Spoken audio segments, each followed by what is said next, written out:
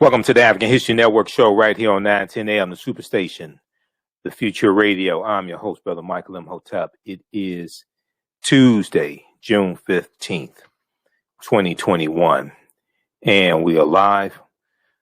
Hope everybody's doing well today. It's been a very, very busy day. A lot going on. I'm getting ready to head to Atlanta for the 9th annual Juneteenth Festival, Music Parade and Festival. Friday, June 18th through Sunday, June 20th. So, on yesterday's show, we talked about the National Day of Action. Monday's show, we talked about the National Day of Action that took place on Saturday, June 12th, and teachers across the country participated in this National Day of Action. And it was created by the Zen Education Project. And this was geared around, this was sparked by the bills that are being pushed by Republicans in Republican-dominated state legislatures and going into effect to restrict what teachers can teach about racism, systemic racism, etc., slavery, things like this. We've been talking about critical race theory here on the show. The Saturday, June 12th, many teachers across the country made a pledge to teach the truth, teach the real history, teach the truth. They said they're not going to lie to students. Several thousand teachers have signed a pledge that says, we, the undersigned educators, refuse to lie to young people about U.S. history and current events, regardless of the law. We've been talking about critical race theory here on this show and understanding how this deals with analyzing how laws and policies are used and have been historically used to oppress non-white people in this country, and how to better understand that and how to correct that, how to correct the laws. So there was this big piece from NBC News today that deals with how critical race theory, the critical race theory battle is invading school boards, okay, when we deal with education. It's invading school boards of education. And oftentimes, this effort is being helped by different conservative groups at a local level and a national level. There's about 165 of them. So you have conservative dark money that's helping to finance this effort. They're putting pressure on school boards.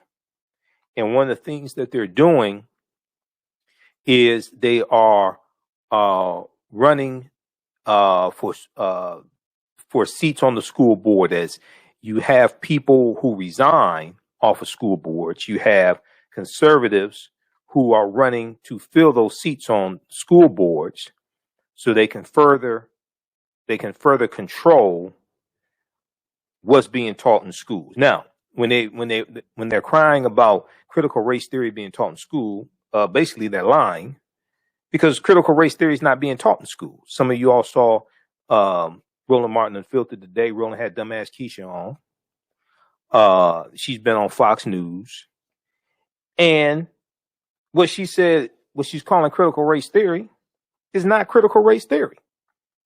This is what we're seeing take place. So critical race theory attacks are being funded by conservative dark money groups. And this goes back to September 2020. Now, see, we have to be clear on this, okay? Republicans don't have policies that they're pushing in general that are beneficial to everyday Americans, not even the people who vote to put them in office. So what are they doing? They're lying about critical race theory. They're attacking the 1619 Project. Okay.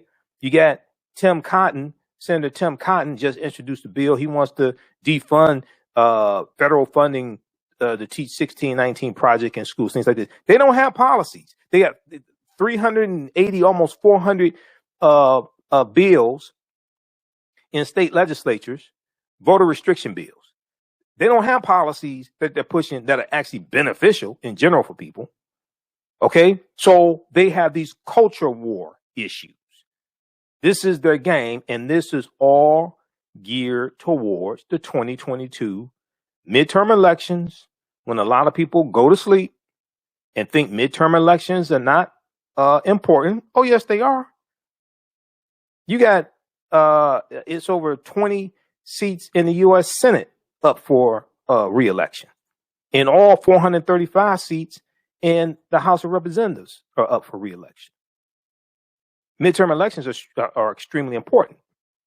Problem is, oftentimes we don't understand how important midterm elections are.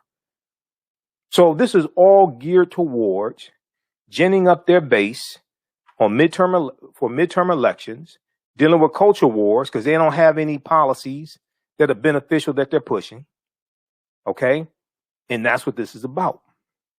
When you look at Fox News, there was a piece from Mediaite that came out today, and it deals with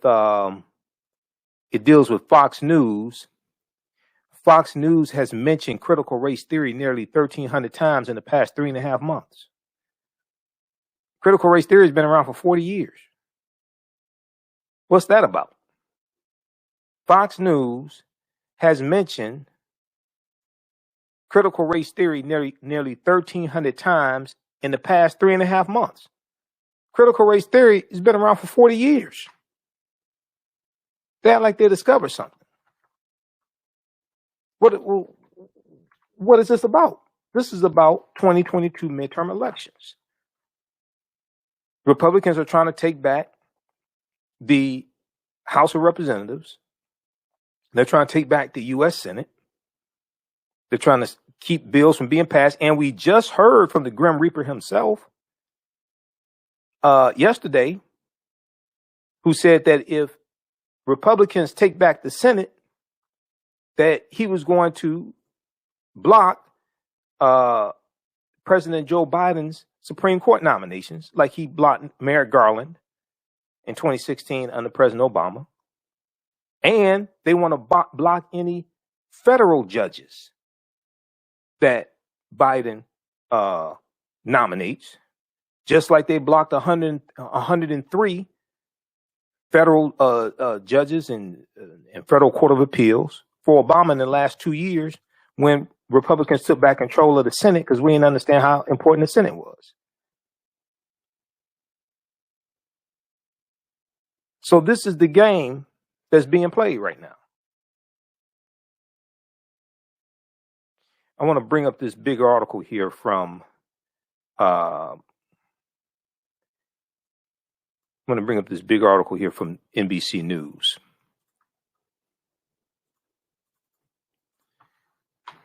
There's 17 pages. I printed it out. Critical race theory battle invades school boards with help from conservative groups. This is dark money behind this. Now, you got Simple Simon ass people running around telling us don't vote. We should ask who's funding them. We should ask who's funding the black people who keep telling us don't vote. While there's a concerted effort to suppress the African American vote with voter restriction bills, and then another attack on the type of history that can be taught in schools. Whoever controls the teaching of the past will control the trajectory of the future. So not only is there a concerted effort to fund attacking what can be taught in schools, there's a concerted effort and a well-financed effort to suppress and determine who can actually vote for what will be taught in schools. This article here, this is by Tyler Kincaid, Brandy Zadronsky, and Ben Collins for NBC News. June 15, 2021. It's 17 pages. I printed it out because that's what I do. I read these articles. Critical race theory battle invades school boards with help from conservative groups.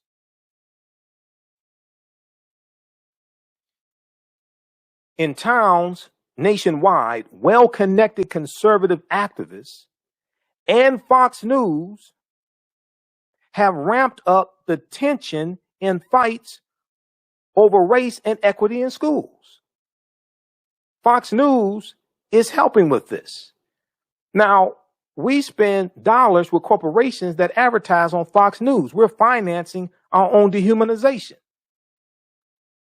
We're going to have to put pressure on corporations that advertise with Fox News, just like we had to put pressure on them to put pressure on state legislatures that are passing these voter restriction bills. That's another coordinated effort. We're going to talk about that. Now, this is an article from Mediaite. This is Keisha. Okay, she was on Roland Martin Unfiltered today. You heard her in the clip that I played. She dealing with Florida, and Florida passing the Florida State Board of Education passing the rule banning critical race theory, even though critical race theory is not taught in schools in Florida. They're not teaching critical race theory in Florida. You just have people just calling anything dealing with race critical race theory. No, that's not critical race theory. Fox News has mentioned, Fox has mentioned critical race theory nearly 1,300 times in the past 3.5 months, with mentions doubling month over month. The critical race theory boogeyman is exploding on Fox News. Well, they got a lot of white supremacists over on Fox News. What do you expect? That's Trump TV. Critical race theory, to those who can actually define it, and most of these conservatives can't define it, is an academic and legal framework that examines the impact of systemic racism on American society. They don't want to deal with systemic racism because they're lying and saying systemic racism doesn't exist, most of them. Like Senator Lindsey Graham, who then attacked the $4 billion in debt loan forgiveness and loan forgiveness for African American farmers and Hispanic farmers and farmers of color. He called it reparations. He said it's racist, and he called it reparations. He said that on Fox News, white nationalist TV, Fox News, the Fox News Network, white nationalist TV. For conservatives, however, it's the latest boogeyman they can use to scare people into thinking Americans' children are being indoctrinated by quote unquote woke leftist teachers. Now, some of these same white people complaining are some of the same people who have Confederate battle flags. They were some of the same people to show up to NASCAR races with Confederate battle flags. They're some of the same people who didn't want Trump. Well, most of them voted for Trump. 1, 2, didn't want Trump to change the names of military bases named after Confederate traitors. They call them Confederate heroes, but they were actually traitors to the Union. They took up arms, committed treason based upon Article 3, Section 3 of the U.S. Constitution. These are traitors to the Union. Critical for conservatives, however, I don't know what they're trying to conserve. Critical race theory is the latest boogeyman they can use to scare people into thinking America's children are being indoctrinated by quote unquote woke leftist teachers. And while that is not even remotely the case, this idea is exploding on Fox News, Trump TV, and in Republican state legislatures, leading to legislative bans in many states and skyrocketing mentions of critical race theory on the network, on Fox News. So they have this chart here. Fox News mentions of critical race theory. It tripled.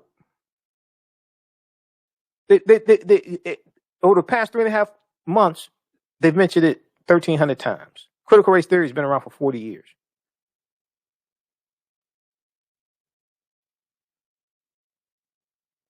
As Media Matters has previously noted, Fox News' current obsession with critical race theory has been a year in the making. Oh, you mean this was planned? You mean this didn't just fall out the sky? You mean this was planned? What once was a slow trickle of monthly mentions has developed into a full-blown assault. Since February 2021, month-over-month mentions of the theory have more than doubled on Fox News as the network has begun to spin an illusion of what it is, of what critical race theory is, and where it's being taught. In reality, critical race theory is not generally taught in K through 12. Coverage of the theory sharply increased in March 2021 with 107 mentions on the network, according to data from Connecticut, Kinetiq, Media Monitoring Service. The following month, network figures and guests mentioned it 226 times.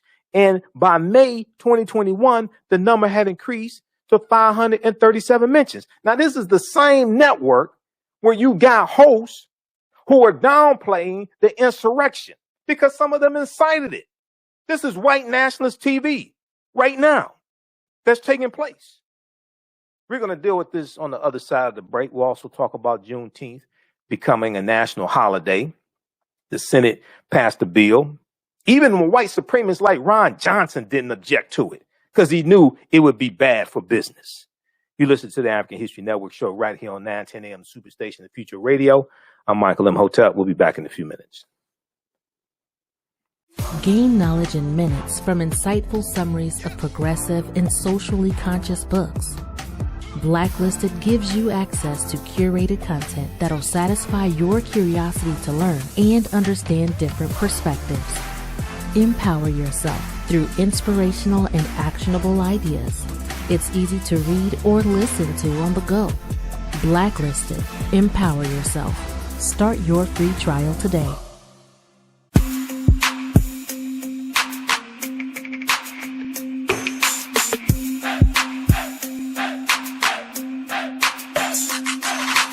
Are you getting ready for fall or winter?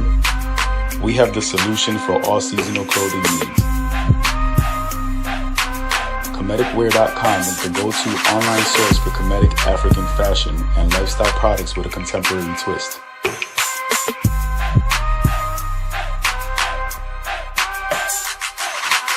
We're committed to offering unique styles reflecting our African heritage.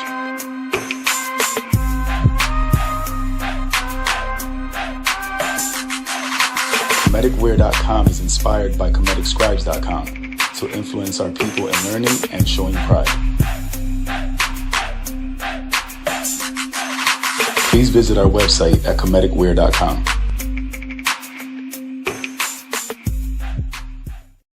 We all know the cannabis industry is headed toward an uprise in the past decade.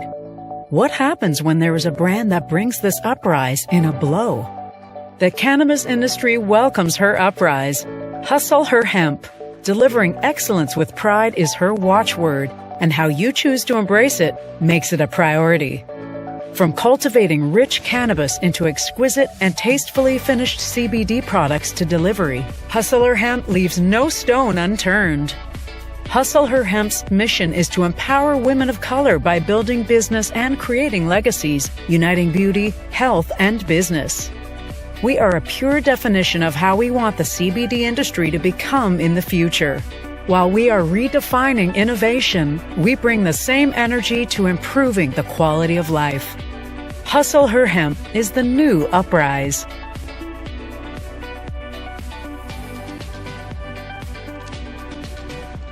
Hi, I'm Joel Wilson, President and CEO of JCW Computer Consulting LLC, a technology implementation firm with over 20 years of satisfying customers. We offer a full spectrum of industry top-tier branded services. We are an authorized partner or reseller for Lenovo, Zoom, T-Mobile, Microsoft 365 and Surface tablets, Google Workspace, Acer, Asus, Samsung, PCmatic security software, and many more. Our online store features laptops, Chromebooks, computers, printers, accessories, and software. Businesses, take advantage of our free 1-hour Zoom tech consultation and know we offer top nationwide high-speed internet service providers voice over IP, and cellular phone services. Home users, don't miss our current in-stock Chromebook inventory. Please visit us at jcwcc.com or call 215-879-6701. Digital Dandelion's Technical Solutions works with businesses like yours to create an operations manual for your business, which is something many businesses don't have. According to AARP, more than 30% of small business owners are over 50 years old. Many business owners want to retire by selling their businesses or by passing their businesses on to their children. However, according to Forbes Investment Advisors, many retiring owners' attempts to sell their businesses for retirement fail.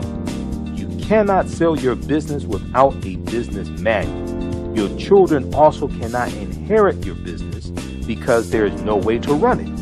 Your business does not have to die when you leave. Their business Bible products will give you the tools you need for a thriving business that can make you money even after you retire. Are you looking at increasing your business's annual revenue? Digital Dandelions can help you make at least $100,000 in annual revenue and expand your business. Speak with them today about solidifying your business. Visit digitaldandelions.com today and get a free 30-minute consultation. 910, the Superstation, Detroit's only African-American talk radio.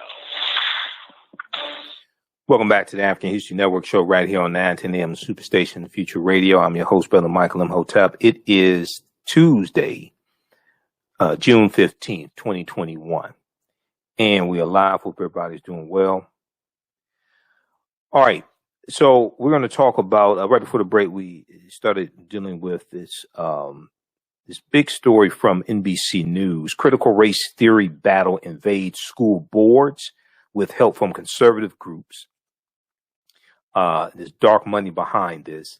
And then also, I was talking about this piece from Mediaite that shows how the mentions of critical race theory have increased by 3.5-fold on Fox News over the past. Well, it's increased by, let me see.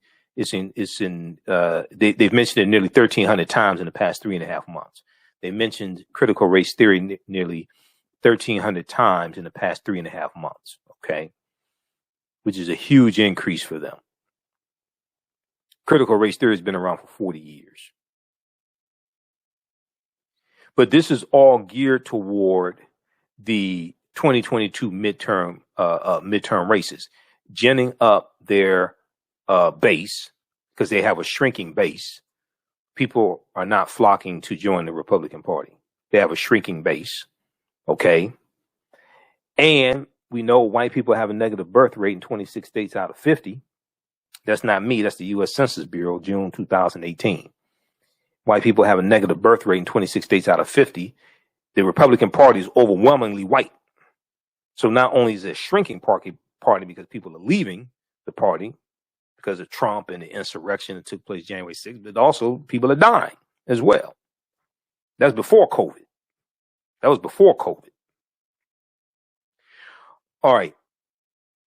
If you like this type of information, you can support the African History Network, $ the AHN Show through Cash App, $ the AHN Show through Cash App. Also through PayPal, paypal.me/the AHN Show, paypal.me/the AHN Show. Let's keep doing the research down the air, keep broadcasting 6 days a week, because I'm here 6 days a week. We are Monday through Friday, 11 p.m. to 12 midnight Eastern Standard Time, Sundays, 9 p.m. to 11 p.m. And then I'll be in Atlanta for the Juneteenth festival. I'll be speaking there. So this will help me get to and from Atlanta because I have to pay my way to Atlanta, pay my way back. So this helps us stay on the air, keep broadcasting, cover some of the bills. And it's $ the AHN Show through Cash App. These other ones here are fake. Somebody set them up. They've been stealing money from us, so I already reported them. Ours, my name, it shows my name, Michael, and it shows my picture there. Okay. All right, and then we'll talk about Juneteenth becoming the Senate, the U.S. Senate voted today to make Juneteenth a federal holiday. Next, it goes to the House of Representatives. It's expected to pass the House since Democrats are in the majority in the House. And then has to be signed into law by President Joe Biden. So we're going to talk about Juneteenth a little bit. And I'll be doing two fantastic Juneteenth presentations in Atlanta. I'm speaking there Saturday and Sunday, 3 p.m. to 4 p.m. at the amphitheater. And the whole festival is free and open to the public. But Juneteenth is about to become a national holiday, but we have to correct the history because there's some misunderstandings about Juneteenth. Okay. And I'll be doing I'm doing a new Juneteenth presentation. It's about 2 hours, something like that. So we'll have that available Wednesday. It'll be on our website, AfricanHistoryNetwork.com. We'll send out an email blast so you can order it. We'll have it on DVD and digital download. So let's go back to this here. Now, on the African History Network show, we focus on educating, empowering, and inspiring people of African descent throughout the diaspora and around the world. Because right now, it's correct wrong behavior, what you do for yourself, what you do to yourself, and what you allow other people to do to you and get away with is based upon what you think about yourself. What you think about yourself is based upon what you have been taught about yourself. What you've been taught about yourself is based upon everything you've read, heard, and seen about yourself. So when you control the radius of a man or woman's thoughts, you can control the circumference of his or her actions, because the mind can't do or teach what it doesn't know. So we do with a number of different topics here. We deal with current events, history, politics, education, economic empowerment, entrepreneurship, relationships, love, sex, health issues, and much, much more. Sign up for our email newsletter. Text the word Kemet, Kemet, the 22828 to sign up for our email newsletter. Also visit our website, AfricanHistoryNetwork.com, AfricanHistoryNetwork.com. All right, if we go back to this piece here from Media Matters. This is Media Matters, not Mediaite. Media Matters. Fox has mentioned critical race theory nearly 1,300 times in the past 3.5 months, with mentions doubling month over month. The critical race theory boogeyman is exploding on Fox News. This is from June 15th also. So coverage of the theory sharply increased in March with 107 mentions on the net on Fox News, according to data from Kinetic Media Monitoring Service.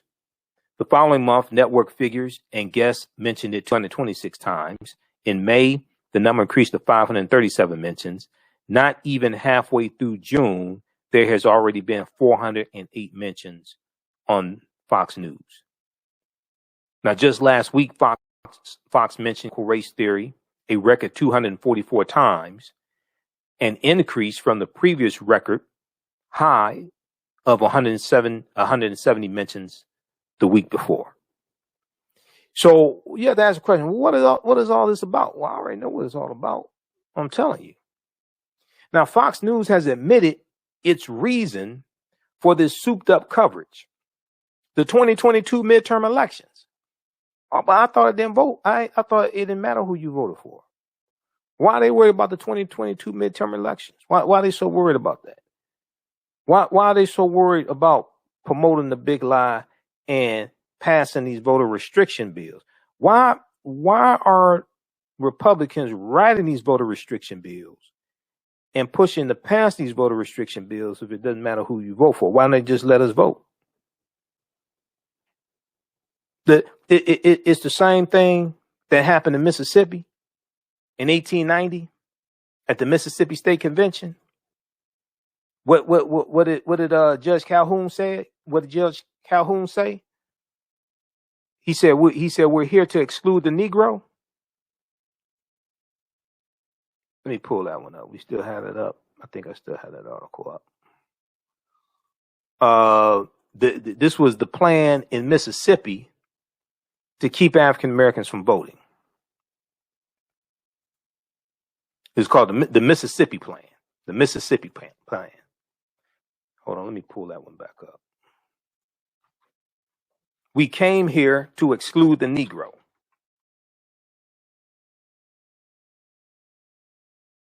This is the same thing, except they're not saying it outright.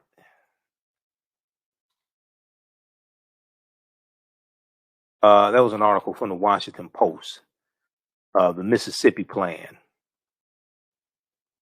This one right here.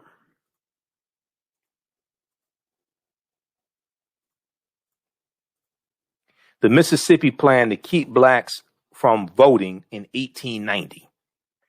Quote, we came here to exclude the Negro. We came here to exclude the Negro. This is from May 1st, 2021. We've talked about this here. Those that haven't seen this, go read this article. This deals with the Mississippi State Convention of 1890, where they voted on the Mississippi State Constitution.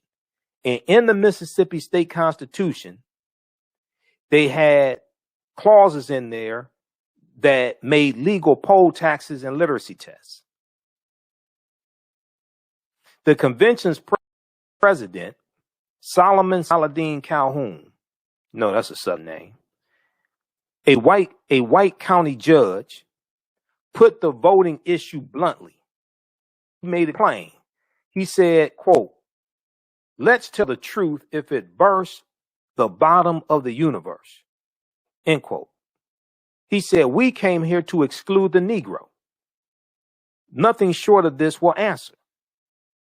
Now, delegates eventually adopted a literacy test and a poll tax geared to suppress the African American vote in a state that had a majority of black people, Mississippi. They said we came here to exclude the Negro. The Mississippi Plan became the model throughout the South, part of a raft of racially oppressive Jim Crow laws that ended Reconstruction in 1877. Well, Calhoun had children. These people had children, and their children had children. And their children had children. And many of them are in state legislatures right now. Many of them are involved in attacking critical race theory, attacking the right to vote. This is what we're dealing with now. Now, if you don't understand history, think all this stuff ended in 1965, you're the type of idiot they love to deal with because you can easily be fooled. So this is geared towards the 2022 midterm election. Let's go back to Media Matters right quick. Then I want to get into this article here from NBC News. Fox has admitted its reason for its souped up coverage of critical race theory, the 2022 midterm elections, they said.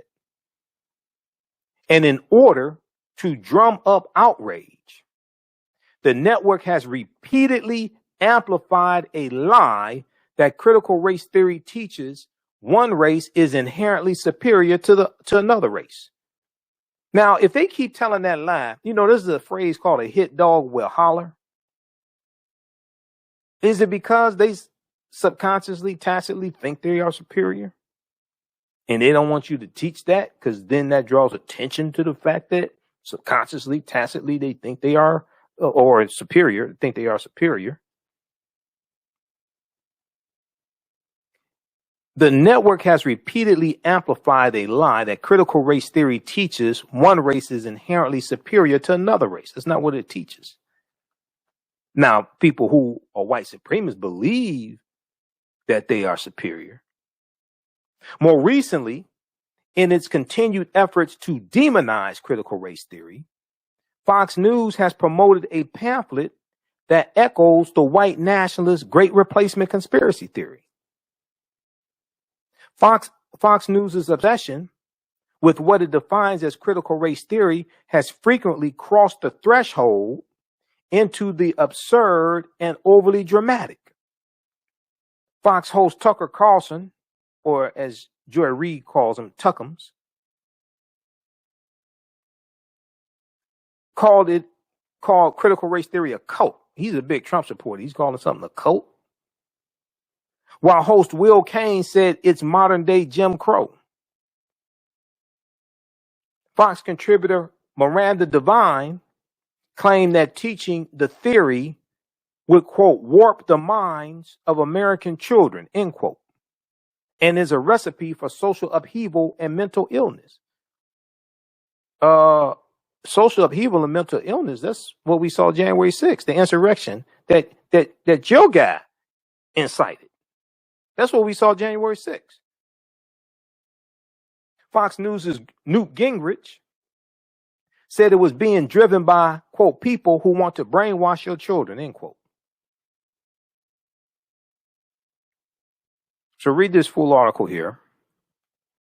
They may have a clip in here. Keisha has no clue what critical race theory is.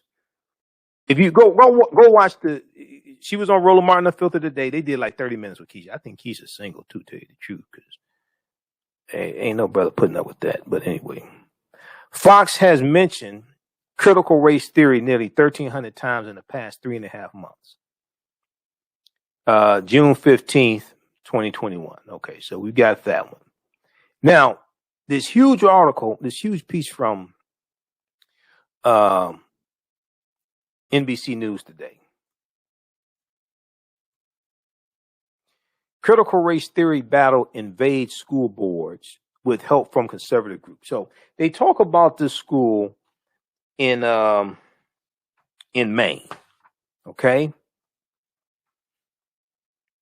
Jeff Porter, superintendent of a wealthy suburban school district in Maine, had no idea that his community was about to become a national battle when in the summer of 2020, a father began accusing the district of trying to, quote unquote, indoctrinate his children by teaching critical race theory. One, they weren't teaching critical race theory. Two, indoctrinated is one of the buzzwords these people use. Okay. Now, a lot of this is backlash to the protest that took place in June 2020. The Black Lives Matter protests around George Floyd. A lot of this is a white backlash to that. And they've been looking for something to galvanize support because they're losing Republicans. They're dying, and Republican parties are shrinking parties, not growing. We talked about the piece from, when was this? May 10th, 2020, which gives you some background information on how all this bubbled up. How Trump ignited the fight over critical race theory in schools. Republican lawmakers across the country have proposed bills to ban critical race theory in K through 12 schools. Here's what it really means. Read this full article, okay? Because what happened, this goes back to September 2020, when Trump, and see, the whole 1776 project was part of this, because it was the backlash to the 1619 project. But in September 2020, Trump did an executive order that banned it was some type of diversity training in like the military and for federal employees. Okay, that's what really started all of this. Hold on, where is that?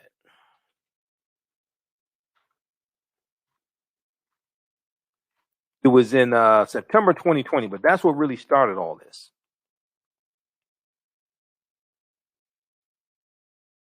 The proposed policies mimic President Trump's September 2020 memo ordering the Office of Management and Budget to stop funding training on critical race theory for federal employees, calling it a propaganda effort. That's what this goes back to, September 2020. Around the same time, Trump condemned the 1619 project. He actually said he wasn't familiar with the year 1619. He said he knew about 1776. Around the same time he condemned the 1619 project, spearheaded by Nicole Hannah-Jones. And then educators embraced this message and began utilizing the 1619 project and looking for resources to teach a more holistic history for the country. Trump rebuked the 1619 project as a warped, distorted portrayal of American history. Both the memo that he signed and this attack on the 1619 Project sparked the commission of the 1776 Project, meant to combat the contents of the 1619 Project.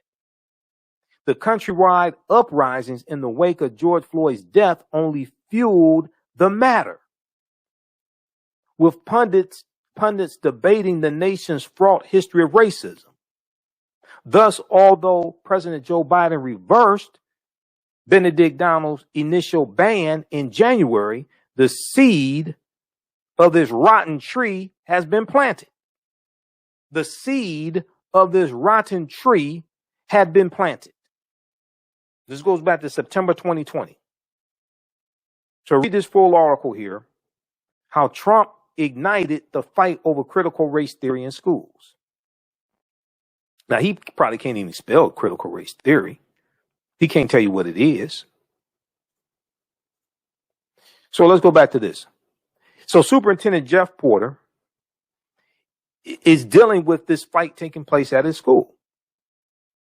Now, to Superintendent Jeff Porter, the issue was straightforward. The district had denounced white supremacy. Okay, see, this ties into George Floyd once again. The school district had denounced white supremacy in the wake of George Floyd's murder by police, but did not teach critical race theory. The school district did not teach critical race theory. They just denounced white supremacy, rightfully so. But that set off a firestorm, them denouncing white supremacy. Now, Sean Brarity is a parent, has a child in the school district.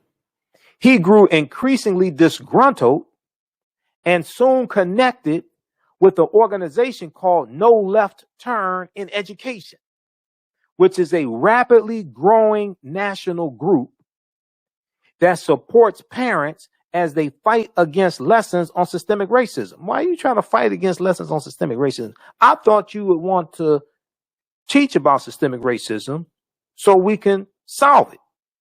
Because just putting on a blindfold doesn't make it go away. So why do you have these right-wing conservative groups who want to fight against teaching about systemic racism, unless you're happy with the status quo and you benefit from systemic racism? That action turned a heated conflict with the school board into one that soon drew national attention, mobilized by a new, increasingly coordinated movement with the backing of major conservative organizations and media outlets like Fox News, Rupert Murdoch, Fox News. I want to go to clip one here. This deals with this piece here from NBC News. Clip one is conservative dark money groups disrupt critical race theory debate. Okay, you're going to hear Ben Collins, who was one of the writers of this article. Let's go to this clip, Shakita.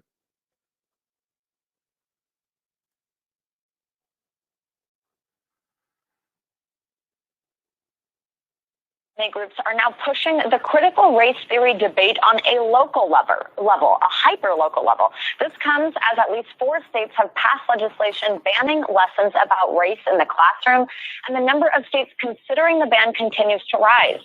An NBC News analysis found at least 165 local and national groups are fueling this discussion among parents and teachers. Recent polling from the Heritage Foundation shows nearly 40% of parents don't know what critical race theory is. Another 25% say they are unsure.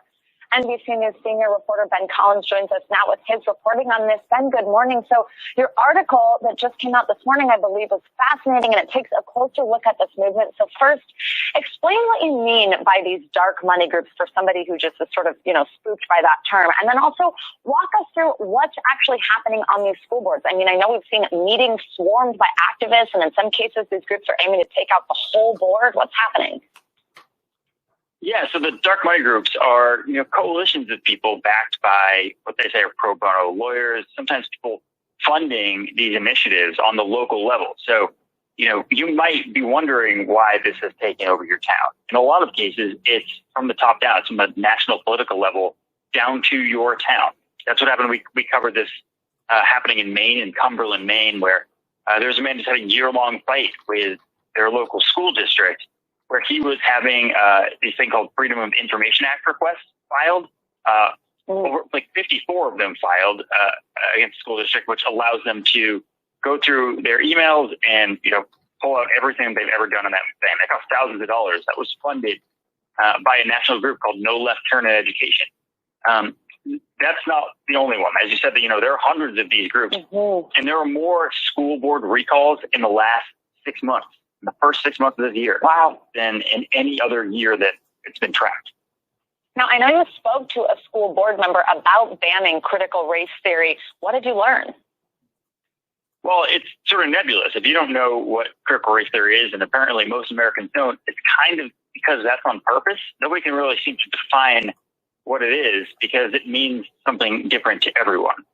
Steve Bannon, who used to be very close to Donald Trump, our former president, said that the route to political power now is through the school board, on its way up.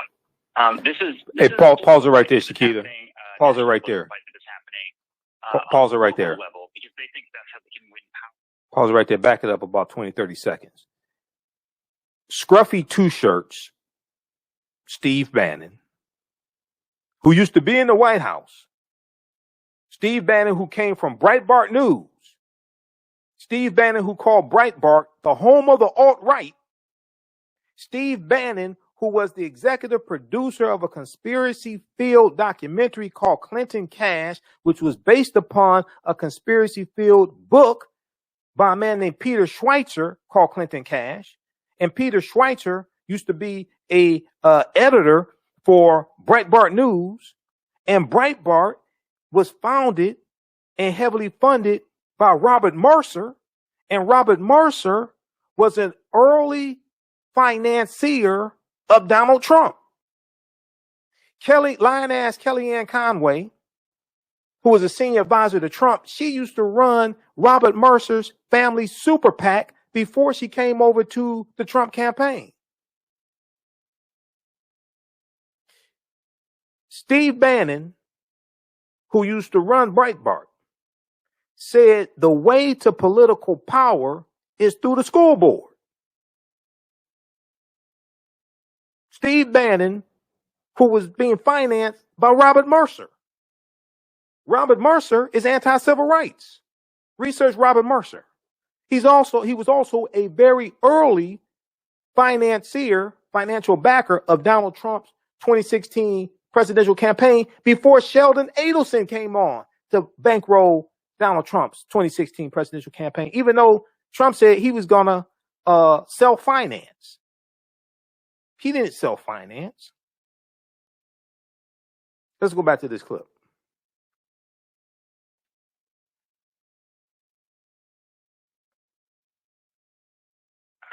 National political fight that is happening on the local level because they think that's how they can win power back, is to go through sort of like the Tea Party did 10 years ago. Go back up about a minute.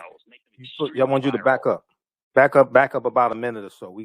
I want him to talk about Steve Bannon again. Okay, it's important for people to hear this. Steve Bannon is saying the way to political power is taking over the school boards. Go ahead.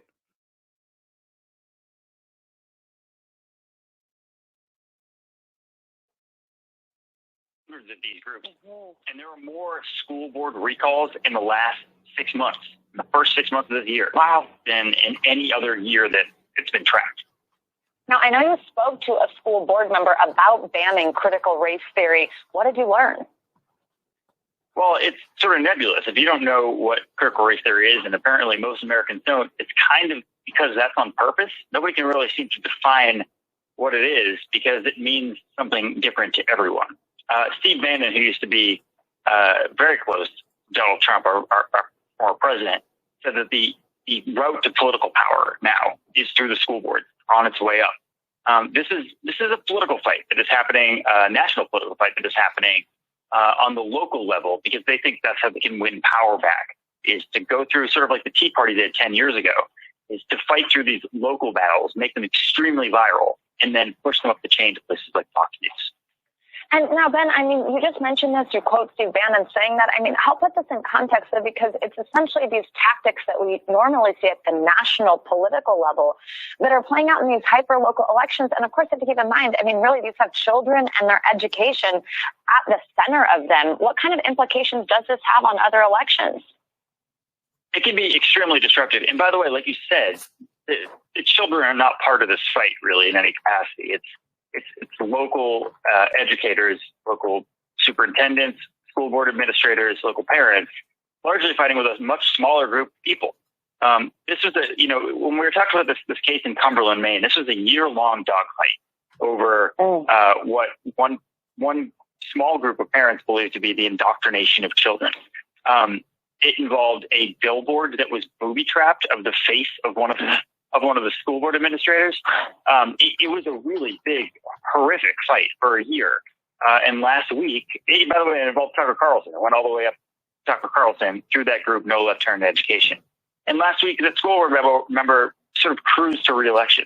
This is a small minoritarian fight against a much larger reckoning with race in this country. Yeah, the rat trap detail around the billboard really got me in your article this morning.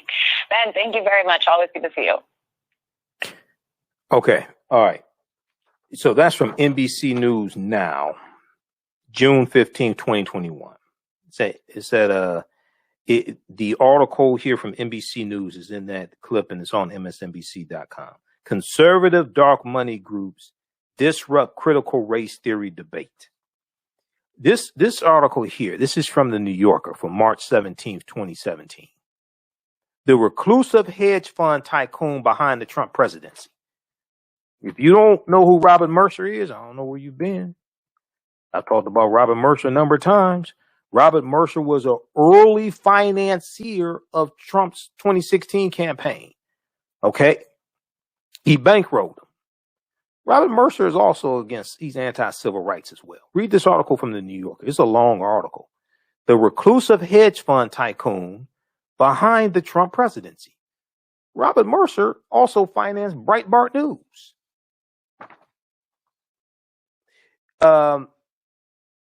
So read the rest of this article also from NBC News. Now, they talk about dark money here. Okay. Critical race theory battle invades school boards with help from conservative groups. They talk about dark money here. Well-connected conservative activists and Fox News, owned by a billionaire, Rupert Murdoch, have ramped up the tension in fights over race and equity in schools. Well, we talk about dark money also in this other piece that we dealt with before here on the show. This is from Mother Jones. This dealt with leaked video. Dark money group brags about writing GOP voter suppression bills across the country. This is Jessica Anderson, who heads up the Heritage Project, which is an arm of the Heritage Foundation.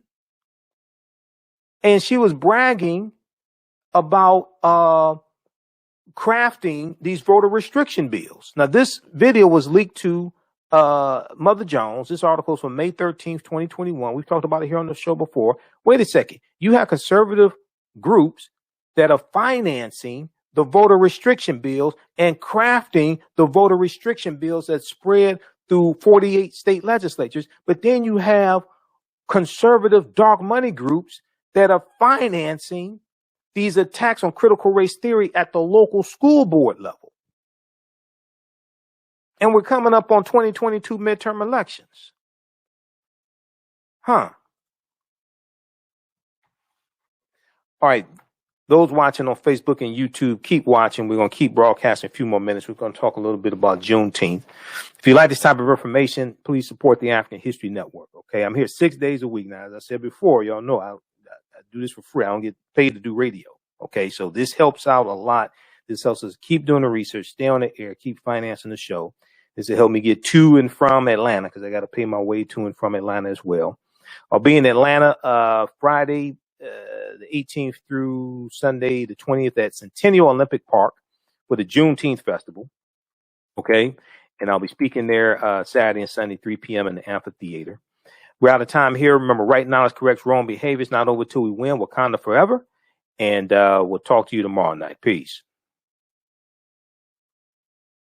All right, stand by, everybody. Stand by. All right, let's keep going for a few more minutes. I got a lot of work to do before I can get out of here and go to Atlanta. We may talk some more about this because I'm only on page 2 of the 17-page article, and I'm not going to be able to get through the whole article on the show, but I'm going to post a link here. Go read this. This stuff is serious. These people are crazy. I guarantee you most of these people voted for Donald Trump.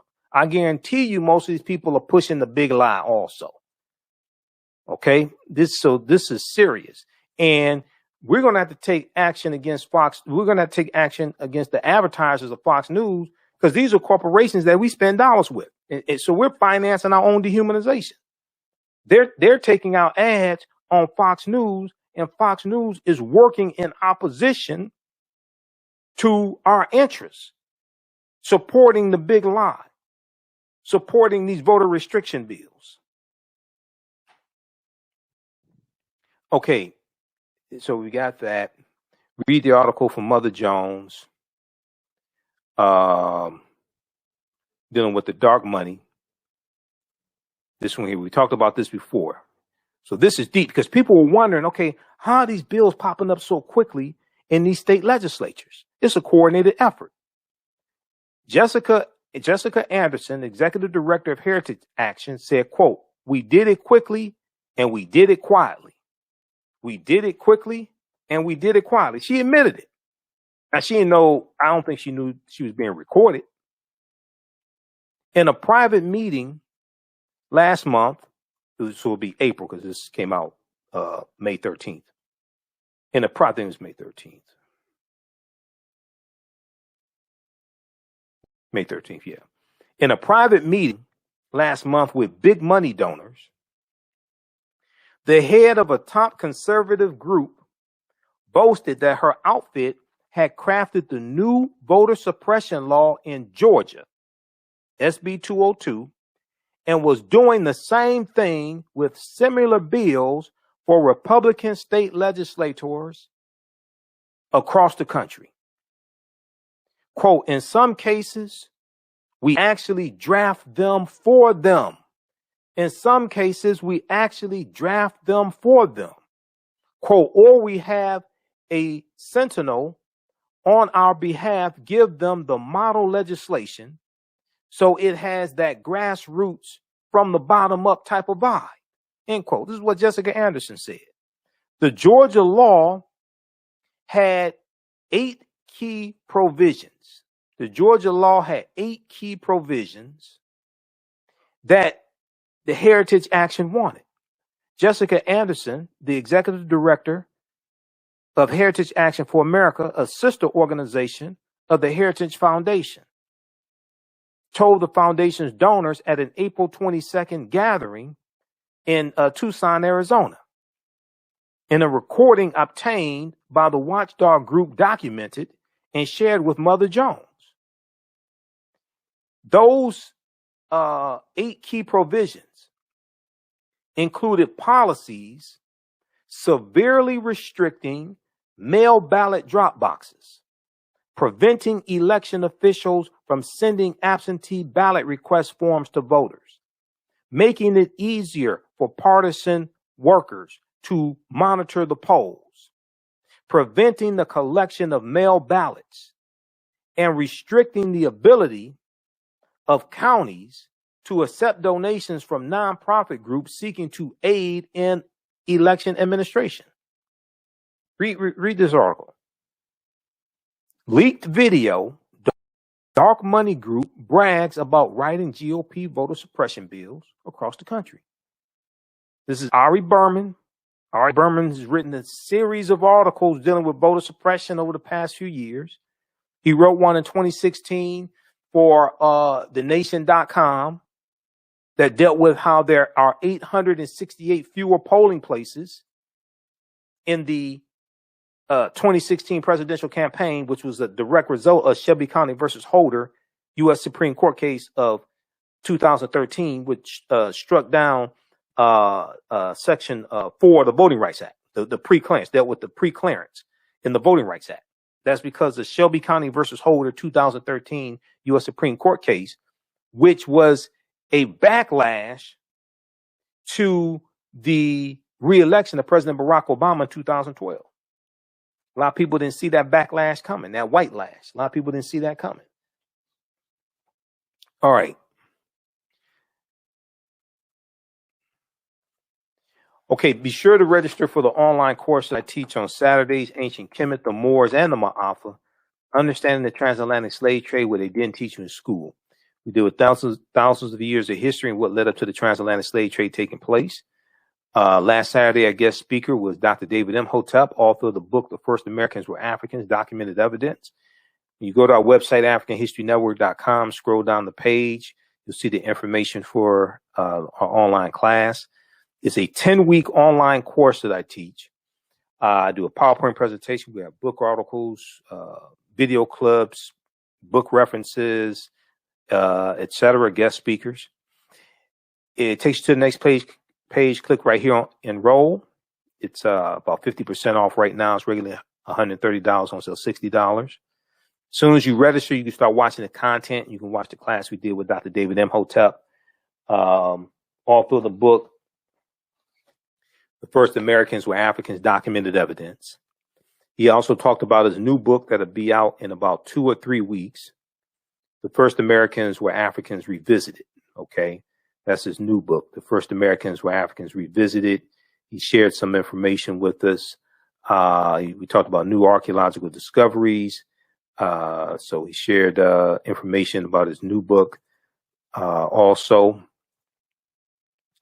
And this is a picture from when he spoke to my class a few months ago. But this is his new book, The First Americans Were Africans Revisited and Expanded. So that'll be available on Amazon in 2 or 3 weeks. We'll post the link here. Okay. We do the classes live Saturdays, 12 noon to 2 p.m. Eastern Standard Time. All the sessions are recorded, so you can go back and watch it over and over again. Okay. If you miss anything, and you'll still have access to the online course even after the course is over with. So we'll post a link here. You can register for that and start watching the content. Hi, I'm Joel Wilson, President and CEO of JCW Computer Consulting, LLC, a technology implementation firm with over 20 years of satisfying customers. We offer a full spectrum of industry top-tier branded services. We are an authorized partner or reseller for Lenovo, Zoom, T-Mobile, Microsoft 365 and Surface tablets, Google Workspace, Acer, Asus, Samsung, PCmatic security software, and many more. Our online store features laptops, Chromebooks, computers, printers, accessories, and software. Businesses, take advantage of our free 1-hour Zoom tech consultation and know we offer top nationwide high-speed internet service providers, voice over IP, and cellular phone services. Home users, don't miss our current in-stock Chromebook inventory. Please visit us at jcwcc.com or call 215-879-6701. With blackbusinesstee.com, the messages are clear and meaningful. Keep your business in the black and out of the red. Mind your black business. Know your numbers and plan strategically. Black Business Boss, lead your industry. Support black business, encourage, patronize, and uplift one another. BlackBusinessTea.com currently has products sold in Detroit, Atlanta, Chicago, and Los Angeles, with proceeds returned to the black community. They have a wide selection of hoodies, t-shirts, mugs, hats, sweatshirts that support black-owned businesses. Visit the website blackbusinesstee.com. That's blackbusinesstee.com. All right. Lastly, I want to talk about Juneteenth and what took place today.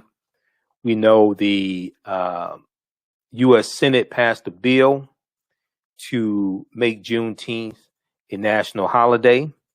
Okay. If you had trouble getting in, email me, Denise. I'm not sure what happened. I'm not sure why you had trouble getting in, but email me.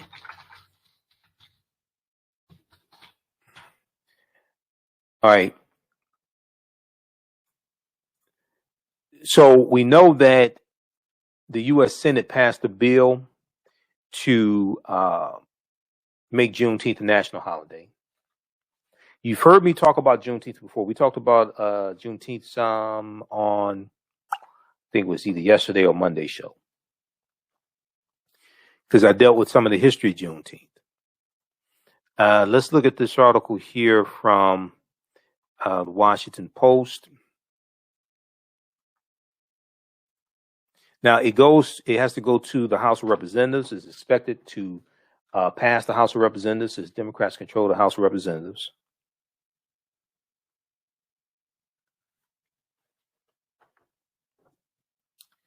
Then it has to be signed into law by President Joe Biden.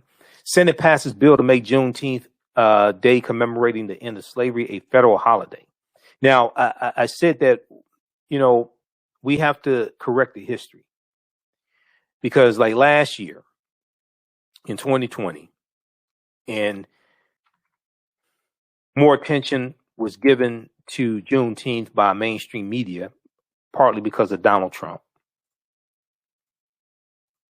Some of it had to do with the protests taking place, but partly because of Donald Trump. But we have to correct the history as well, dealing with Juneteenth and the misunderstanding here. So let's look at this article quickly. The Senate on Tuesday unanimously passed a measure that would establish a federal holiday for Juneteenth, the day that marks the end of slavery in Texas. See, that's not exactly accurate. This is one of the things I deal with in my lectures dealing with Juneteenth. That's not exactly accurate, because you had slave owners who kept the word from the delivery of General Order Number 3 that was delivered by Major General Gordon Granger, June 19th, 1865 in Galveston, Texas.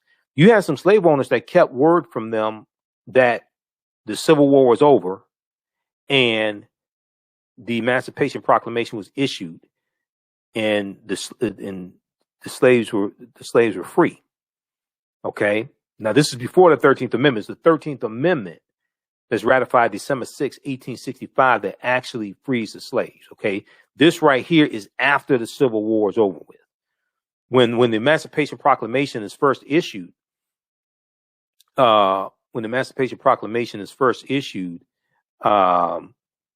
in January 1st, 1863, that's not what that didn't free the slaves, because it only, if you go to loc.gov and read the Emancipation Proclamation, okay, it tells you that the slaves in the states of rebellion are free, but the slaves that are in border states like Missouri, Maryland, Delaware, and Kentucky, they're still slaves. Okay, and the slaves that it didn't apply to slaves in Union states. It only applied to states in rebellion. Well, the Confederacy set up their own government. They broke away from the Union, set up their own government, set up their own monetary system, set up their own constitution based upon the U.S. Constitution. So whatever laws the Union passed, they had nothing to do with them, because they broke away from your country. You don't have any control over them. But when you go through and read it, you go to Library of Congress website or archives.gov and read the U.S. Constitution. It has all these exceptions in it. And then it says that slaves in territories that were in rebellion but came back under control of the Union, those people were still slaves also. So the Emancipation Proclamation was a military strategy to rob it deprived the Confederacy of its most valuable asset, its enslaved Africans, who they were using to wash clothes and dig ditches and dig trenches and cook food and do all type of work surrounding the war. It was a military strategy. So if we look at this, so I'm for celebrating Juneteenth, but we have to use this opportunity. We have to use this celebration Juneteenth, especially with it becoming a national holiday. We have to use it to teach the correct history, the correct record, to teach the correct history. Okay. Okay. One, slavery didn't end then. Okay. Most of them are going to be freed because of the 13th Amendment. Yes. This is after the war ends, after the Civil War ends, June 19th, after the Civil War ends. Civil War ends basically April 1865. But you're going to have some slave owners in Texas who are going to keep their slaves for another season and keep word away from them of General Order Number 3. So they can get, it's believed, so they can get another season of work out of them. Then you're going to have some Native American nations, the Choctaw, Chickasaw, Creek, Cherokee, and Seminole Indians that all own African slaves. You're going to have some of them that keep their slaves to 1866 and 1867. Because this is one of the stipulations of the Black Freedmen Indian Treaties of 1866. Okay. That give land and to the former slaves of these Native American nations, the Black freedmen, gives them citizenship, gives them all type of benefits, things like this. But one of the stipulations is you have to free those slaves. Some of them not going to be free to 1867.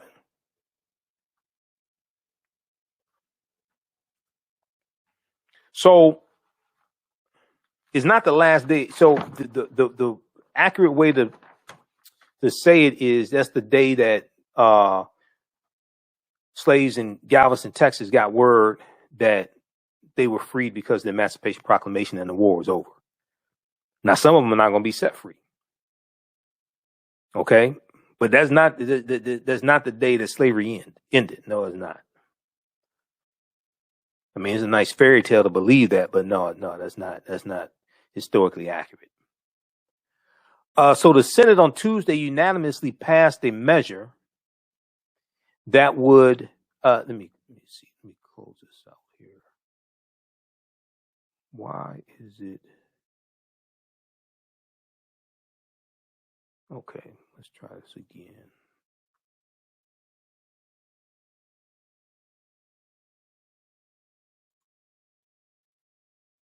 Let me bring this back up.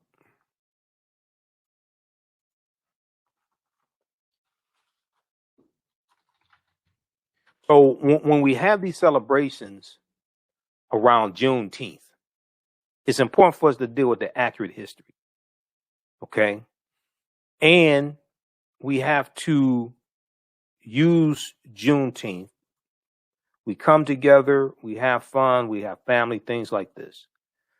It's a time for us to teach our real history, but push this on a national level. And then the next step is to connect Juneteenth with the fight for reparations. That's the next step, to connect Juneteenth with the fight for reparations, repairing the damage. Not a check, because a check ain't going to correct this. Just a check is not going to correct this. If you think a check is going to correct what happened to us, that means you don't understand history. Cash payments can be part of a comprehensive reparations package, just like cash payments were part of the Black Freedmen Indian Treaties of 1866. But that wasn't the only thing in there. The bill now heads to the Democratic-led House of Representatives, where it's likely to be approved, although the timing remains uncertain. Unanimous Senate passage was an anticlimactic culmination to a long effort to commemorate Juneteenth, They say the day that enslaved black people in Galveston, Texas received the news on June 19th, 1865, that they had been freed by the Emancipation Proclamation. Now, more than 2 years after Lincoln signed it. Now, see, the other mistake that's made is people say, oh, they got the news 2 years after Lincoln freed the slaves. No, the Emancipation Proclamation did not free the slaves. That's not what freed the slaves. So the fact that they got it June 19th and Lincoln signed it 2 years prior, that ain't the issue. The argument I would make is, wait a second, Civil War is already over. Civil War, for all practical purposes, ended in April when General Lee surrendered to General Ulysses S. Grant. But it wasn't, oh, they got the word 2 years later, because especially in Texas, Texas was more far removed from the Civil War. You had slave owners running into Texas, taking their slaves into Texas, because Texas was more far removed from the Civil War and the battles and the major battles in the Civil War, things like that.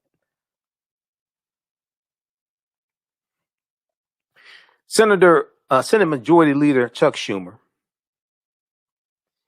said, and let me flip over here. He said Juneteenth commemorates the moment some of the last formerly enslaved people in the nation learned they were free. Making Juneteenth a federal holiday is a major step forward to recognize the wrongs of the past, but we must continue to work to ensure equal justice and fulfill the promise of the Emancipation Proclamation and our Constitution. Now, I agree with this. Making Juneteenth a federal holiday is a major step forward to recognize the wrongs of the past. I agree with that. You got to deal with the history. You got to get the history correct. I agree with that. See, a lot of people don't want to talk about slavery. This is an opportunity to have these conversations on a national basis, have historians deal with the real history. But Chuck Schumer went on to say, Senate Majority Leader Chuck Schumer went on to say, but we must continue to work to ensure equal justice and fulfill the promise of the Emancipation Proclamation and the U.S. Constitution.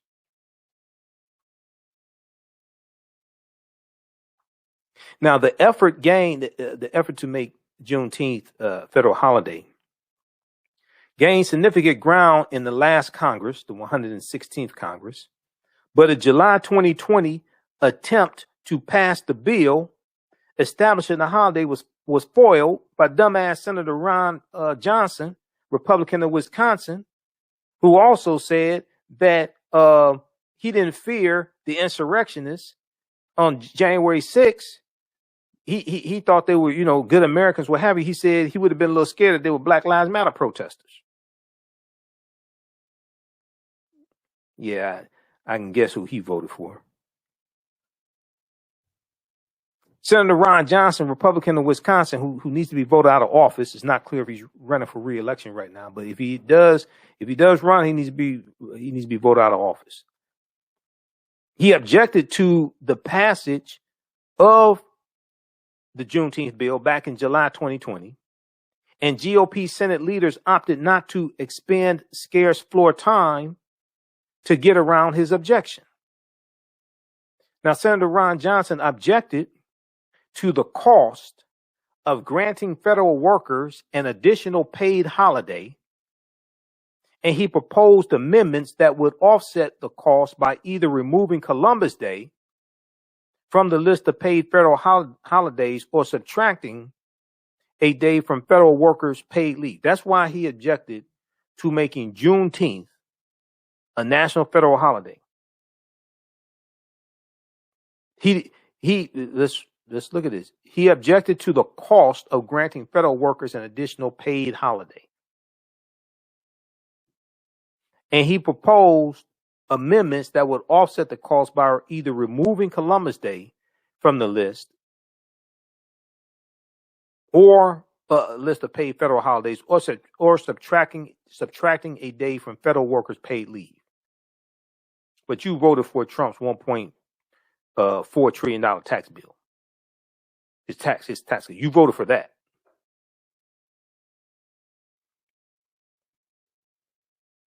Now, that proposal prompted sharp criticism from conservative commentators such as Mother Tucker, Tuckums, the Tuckster, who last year accused Senator Ron Johnson and another Republican, Senator James Lankford of Oklahoma, of trying to cancel Columbus Day. Oh, we can't cancel a holiday dedicated to a white supremacist who inflicted genocide amongst indigenous people, but also who never came to this land we call the United States of America. Why the hell? Why are they celebrating the Columbus Day? Columbus never came to this land. The closest Columbus came to this land mass that we call the United States of America is Cuba, which is 90 miles away. Columbus never came here. That is because of the Italian influence from Italian Americans. So Tuckums is mad about canceling a holiday dedicated to a white supremacist man who inflicted genocide amongst indigenous people and African people, who helped to lay the foundation for slavery, racism, capitalism, and the exploitation of indigenous people. That sounds like Tuckums.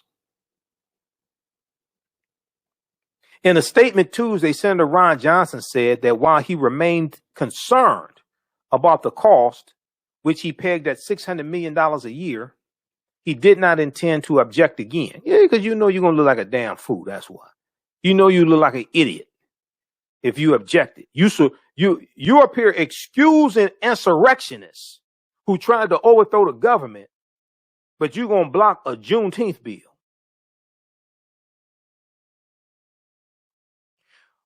While it still seems strange that having taxpayers provide federal employees paid time off is now required to celebrate the end of slavery, it is clear that there is no appetite in Congress to further discuss the matter. This is what Senator Ron Johnson, Republican of Wisconsin, said.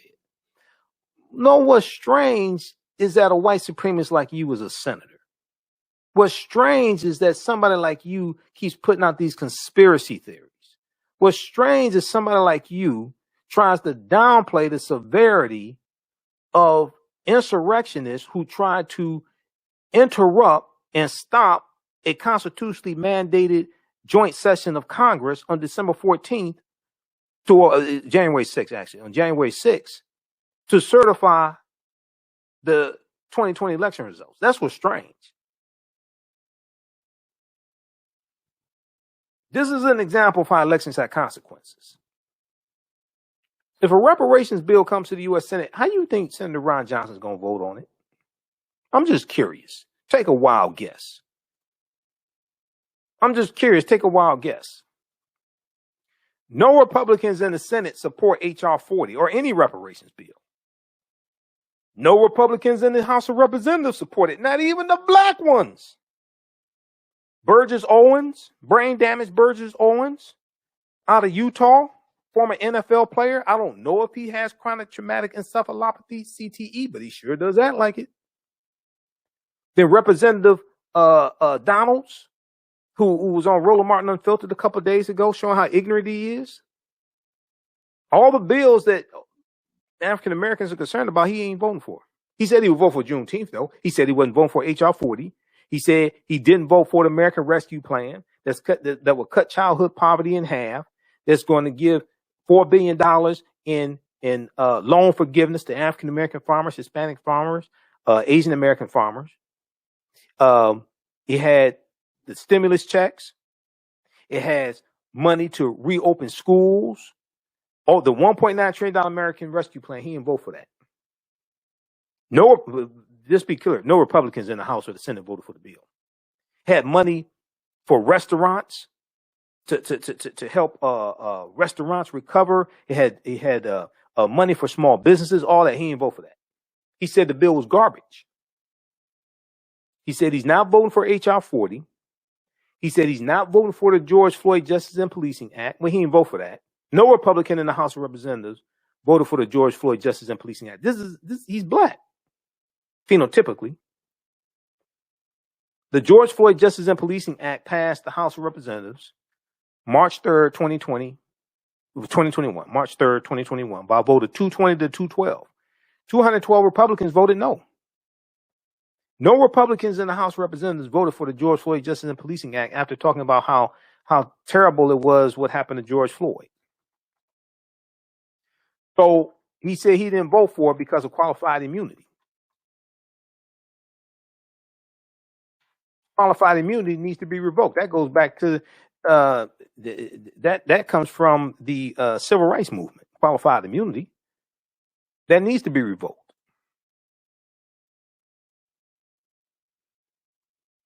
Byron Donalds out of Florida.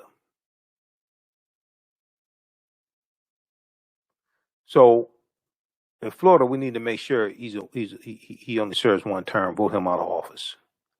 He needs to be voted out of office. I knew it. I listened to him. I knew it. I just found out, but I knew it. I suspected it. I knew it. I can just sit there. I can listen. I said, you know what? I bet. I just found out I was correct. I knew it. I think it's the same thing with Keisha. Because in that whole interview, Keisha didn't say nothing about a husband. She didn't say nothing about a boyfriend, nothing like that. I think it's the same thing with Keisha. Because I listened to it. I said, I think Keisha's single. I don't think, Keisha ain't saying nothing about a husband, nothing like that. So, yeah, okay, I knew it. So, go watch that interview that Representative Byron Donalds did with Roland Martin. Okay, and you see why. So he ain't voting for HR 40.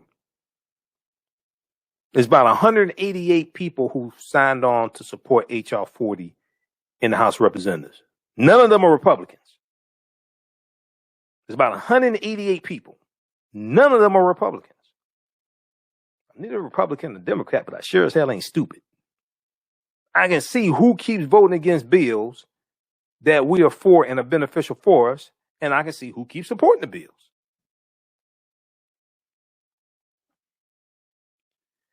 All right. Let's see here. Okay, so with Juneteenth, we have to deal with the correct history. We can celebrate Juneteenth, but see, last year in 2020, I really paid close attention because last year was the first year that you really started seeing all this media coverage. And a lot of it had to do with the fact that people were at home because of COVID, right? So people sitting at home watching television or they're out in the streets protesting. So then the George Floyd protest intersected with Juneteenth, and a lot of people learned about Juneteenth for the first time, you know, because I'm watching some of the news coverage on it. It's like, y'all act like you just discovered Juneteenth, okay? So, but most of the outlets were saying, you know, this is the day slavery ended and things like that. And I'm like, no, that's not true.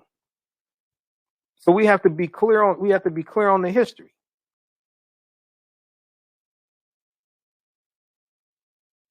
All right, let's go back to this here.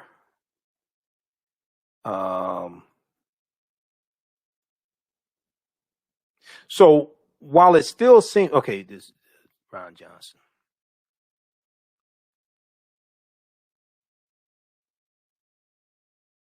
All right, read the rest of these articles here dealing with Juneteenth. Let's see here.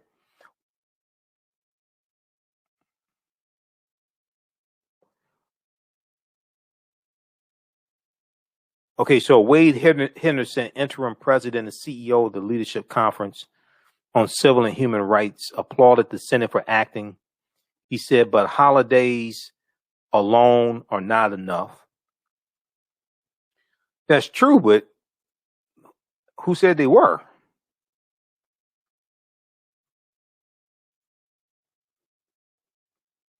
Okay. But holidays alone are not enough. There is still much work to be done to build equity, to undo systemic racism, to atone for centuries of brutal treatment of enslaved Africans in America and their descendants. I agree with that. But we have to use that time, Juneteenth, when we have all this media coverage. We have to use that period of time to educate America on history.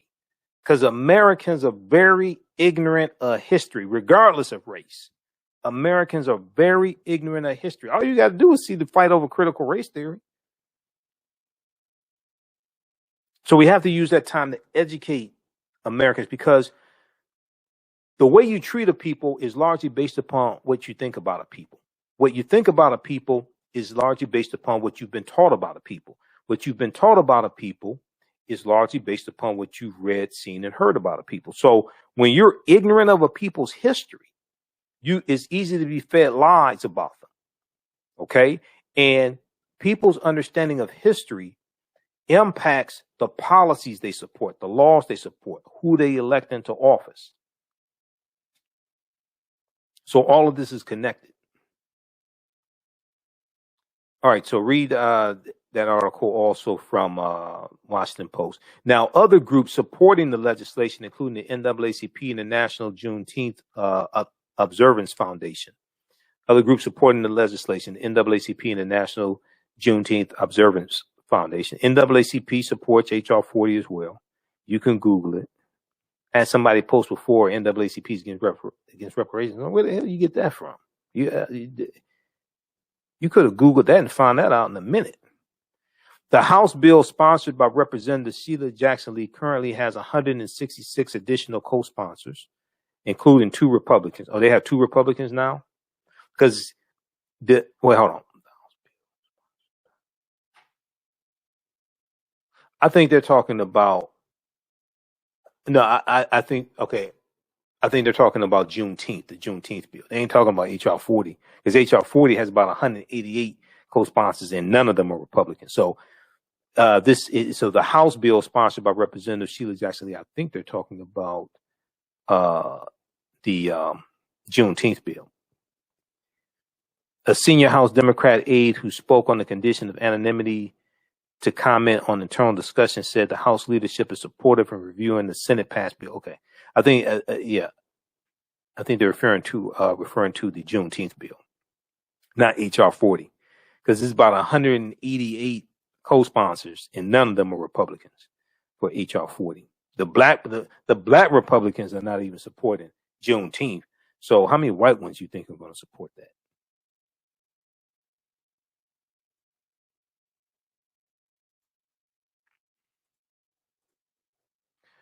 Okay, so read that one here.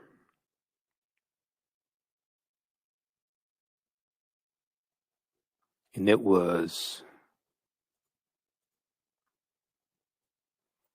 at the bottom here. They talked about Sheila Jackson Lee, but that is they're